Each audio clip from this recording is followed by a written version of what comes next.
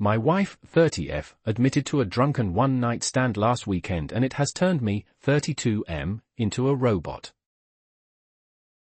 I, 32M, have been married to my wife Kate, 30F, for 4 years, together for 9. Our relationship has been amazing, loving and supportive. We have good communication, hardly ever argue, and our bedroom life has gone from strength to strength over the years. We discussed cheating in the past and I was always clear that we would be over if it ever happened.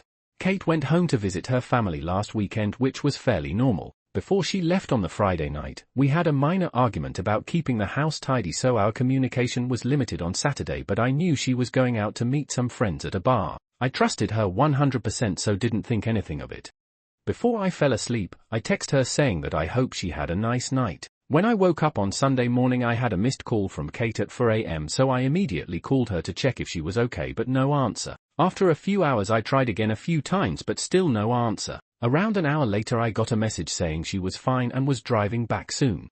Kate got home late afternoon and looked awful. She had clearly been crying, was not wearing any makeup, unusual for her, and looked like a shell of a person. I knew right away something was wrong, but she wouldn't let me hug her and would barely speak. I sat her down on the couch and made her some tea. I gently encouraged her to tell me what was wrong and she burst into uncontrollable tears for at least 10 minutes while I was trying to comfort her. She then proceeded to tell me, stopping every few words, that she had slept with someone last night after the bar. At that moment, something in my brain broke. I can't describe it any other way. I immediately got up and jumped in my car and drove off. I went to a park and walked around it for about an hour. Kate was calling my phone constantly and I turned it off. When I got home, I grabbed 2 suitcases from the garage and went to our bedroom. I threw some of Kate's clothes and shoes into them and left them by the front door. Kate was lying on the floor in the living room, curled up into a ball sobbing. I called her best friend who lives nearby and told her that Kate needed a place to stay and a ride to her place and that Kate could explain everything to her later. I told Kate I was leaving for an hour and that her friend was coming to pick her up. She grabbed onto my legs trying to stop me from leaving. When I returned home again, Kate was gone and so were the cases.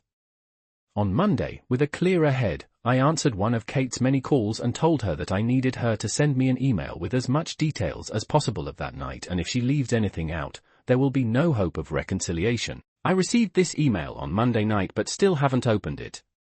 Since then, everyone has been trying to contact me, but I have just been working, exercising and sleeping. One of her friends turned up at my house with an attitude demanding an explanation. I told her to speak to Kate and closed the door in her face. I have also been speaking to divorce lawyers, have moved money into separate accounts and blocked Kate and all of her friends on everything. Everything I have done since I found out seems like I have been on autopilot. I don't feel angry, upset or overly emotional, just numb. Kate posted a note through the door yesterday asking me to meet tomorrow, but I'm conflicted. Should I meet her? Will it change anything? Is there any point in trying to reconcile? Is it normal to feel like a robot, and how do I snap out of this? Edit, I just want to add that when I came home the first time, Kate confirmed it was consensual. She was drunk but knew what she was doing. TLDR, wife cheated out of the blue and I have been going through the motions since finding out. Hey, I am really sorry. I will speak from experience. Being numb after finding out was one of the main feelings that you will have. And it's totally okay to take a pause for as long as you need before you make a single decision. Need months? Take months. You don't owe anybody anything at this moment. And good job setting up boundaries. Regarding whether to read that email or not, think about it before doing so. Generally, there are 2 types of people. The ones that want to know as less info as possible, and the ones that want to know every single detail there is. How it felt, how and what they have done. I personally did want to know every detail. I would say it helped me. Definitely caused me to imagine how it happened many times. Sometimes I wonder if I would be better of not knowing. She does seem remorseful. She did admit it herself, and as soon as she could in person. This will ruin things big time. Magic will be forever gone, I promise you. 100% trust will never be back again, but 90 to 95% is possible. But there will always be that doubt in your head every time she will leave the house. You can definitely live with it. You can become stronger as a couple even in some areas. That's all possible and will tremendously depend on her, the work she is ready to do. but unfortunately for you, you'll have to do a lot of work too. It will seem unfair, but that's a reality. We all said that we will never forgive infidelity, but I tried staying. I stayed for 5 years, did the work, read the books, watched videos, did a lot of talking, etc. I personally couldn't get over it. My psychotherapist said that everybody takes it differently. Some can live with it, some cannot. I took it as 10 out of 10. It made me shell of a person for those 5 years. It affected my next relationship. If you can take it, if you can do the work, if you know she will give you the compassion and understanding that she is ready to do anything to help you, it might be possible. But keep in mind that post-infidelity relationship is very different and have very different rules. If you will decide to go to psychotherapist, get the one that specializes on infidelity. Whatever will be required to reconcile could be considered controlling and unhealthy by regular psychotherapists. I hope you the best, my friend. I think your point about reconciliation having to happen on your timeline to be super important. She already violated your biggest boundary, so she forfeits the right to make demands. Having friends show up to harass you is strike number 2. If she really wants to make it work, she has to accept it might take you 6 months, a year, and it will be on your terms. If she can't agree to that, that's just further confirmation this relationship is over. I've not been cheated on, but I had a pretty massive falling out with a friend when I was younger. After trying to fix it for a while, they finally said, okay, take your space. I will be here. And we did eventually reconcile, and we're best friends for years after that. No longer friends, but that was just growing apart.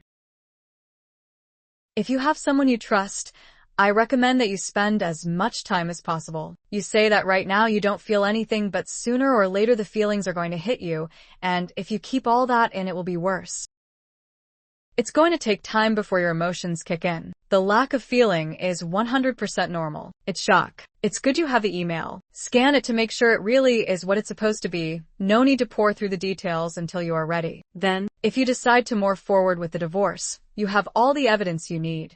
If you have more of her friends or her family getting in your face, you have all the evidence you need. My advice is to separate for at least 3 months, preferably 6. Give yourself time to process this. Maybe this is something you can get past at some point. It wasn't an emotional affair. She was drunk, felt the rush of the attention and the taboo, and acted on it. She confessed immediately. She is remorseful. There are a lot of paths that could lead to reconciliation. It will take a lot of work on her part and a lot of effort on yours to rebuild any semblance of trust. Not saying it's likely, just saying it's possible. And during the separation, you can take the time to assess living without her. You can have time to see if life is better without her because of what happened, or better with her even though what happened did.